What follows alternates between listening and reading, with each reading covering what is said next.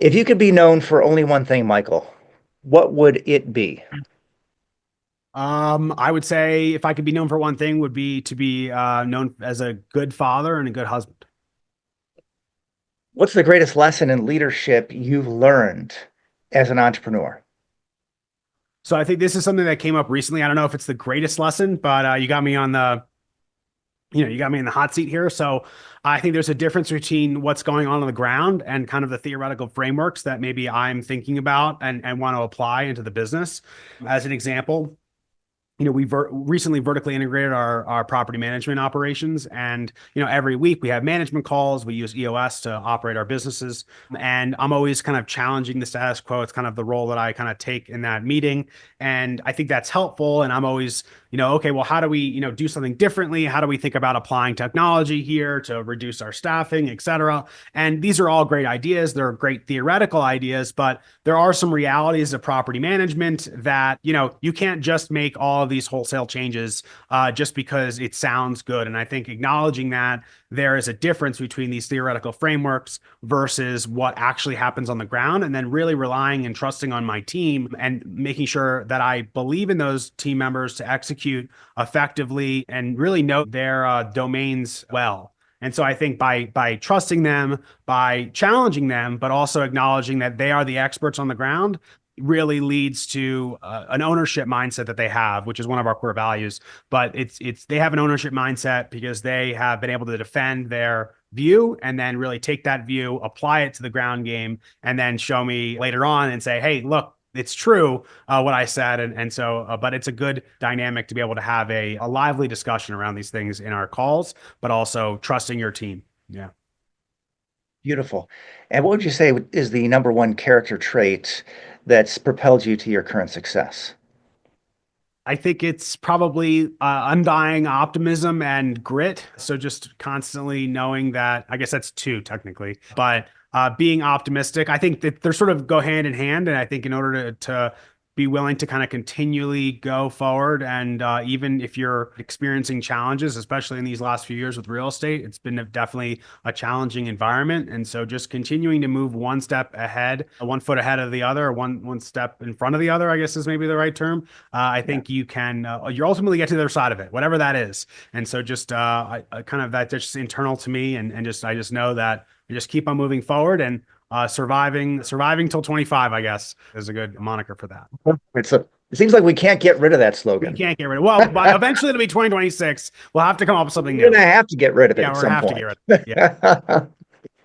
All right. I love it. So I've got some random questions just to mix it up a little bit. Just tell me when to Okay. stop cutting the deck. Okay. Now, All right. How would you like to spend your elder years?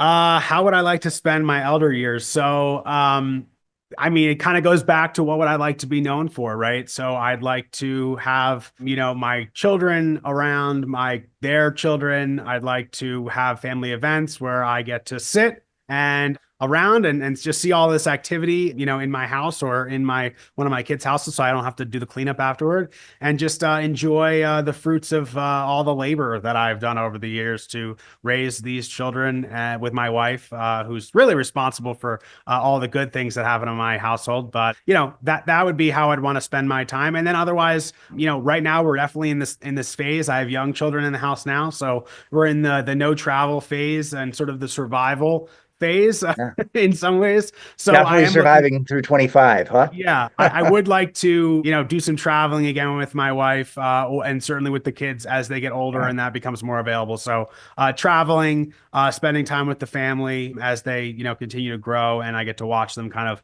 go out into the world and do their own thing. Beautiful. And I love the gratitude in your answer. That's beautiful. It's probably the one thing that's most missing from our modern society. Can you bring us back down to earth with a tip that investors can implement in their business today? Um, Implement in their business today. So I think a great, if you're struggling to figure out what to do next, I think the concept of the big three is really great. So three things, at the beginning of each of your day, get a legal pad or a digital notebook or open up a notepad on your computer and just think about the three things that if you got done today and only three things you got done today, you'd feel like you'd had a successful day. And that could be, going for your exercise could be one of those things, or, having a healthy dinner, or, doesn't have to be a work related thing, just three things. And then at the end of the day, make sure you can check those things off, and then you'll feel really accomplished. Now, they shouldn't be like go and pick up your dry cleaning. So it's not a to-do list. These should be things Right. that that are important, that, should move some, Big yeah, rocks. big rocks that should move your something related to your life and your goals in your life forward. So think about your big three for the day, accomplish them, do them first thing if you can. And then if you can't do them first thing, block them off on your calendar, check them off at the end of the day. You'll be amazed by what you can accomplish if you just get those three things done every single day. You'll be in a totally different place in a year. Yeah, beautiful. And I like that you include the personal life there because we really just live one life, not a professional life and a personal life. And when you're moving that professional life or your personal life forward, it's hard not to see the ripple effect on the other. Can you give us a book that has helped to forge you as a leader, entrepreneur, or investor?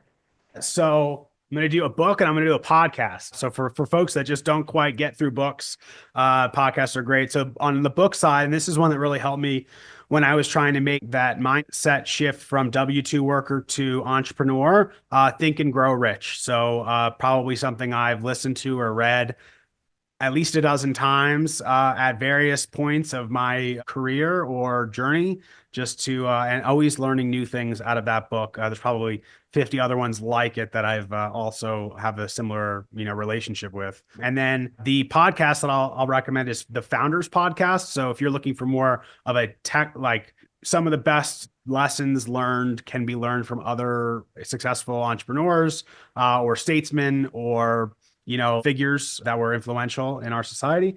And Founders does a great job of bringing on those basically he does all the work for you, reads all the biographies, and then tells you about those people's lives. And so you kind of get a snack of each one of these entrepreneurs. And then if you want to, you're inclined, you can then, read these biographies, on your own. So, Jobs, Musk, Munger, Jordan, Arnold Schwarzenegger, like all these Yeah. different folks in different areas.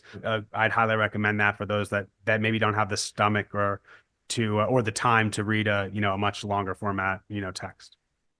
Yeah, beautiful. We love founders here at the Foundry. So excellent, excellent, excellent. Of course, we're focusing more on being the equity end in many senses, but yeah, that founder's perspective, entrepreneurs leadership, that's huge over here. Love those picks and love Think and Grow Rich because it's not just about growing rich, it's about growing. That's a great book, a lot of good spiritual value there too. You learn a lot, I think, from reading Think and Grow Rich. Hopefully, become a better person too. Now, just one last thing. Can you send us out with a quote to help forge our listeners as leaders and entrepreneurs?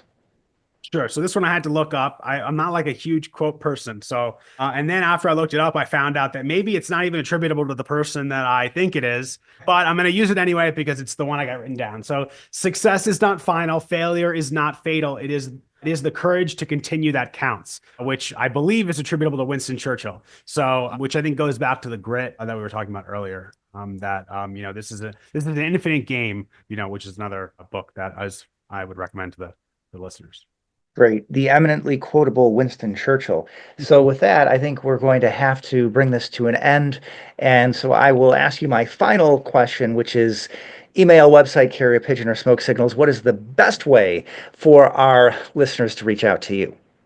Just go to michaelpoulio.com, and from there you can get to my socials. You can get to the Dealmaker community, which is absolutely for free, and we don't hold anything back there, or join our newsletters, etc., or even become a guest on one of our podcasts. So michaelpoulio.com is where you can find all that information. All right, beautiful. Thank you so much, Michael, for taking the time to share your knowledge and experience with our audience. It was a pleasure to be here. Thank you so much for having me.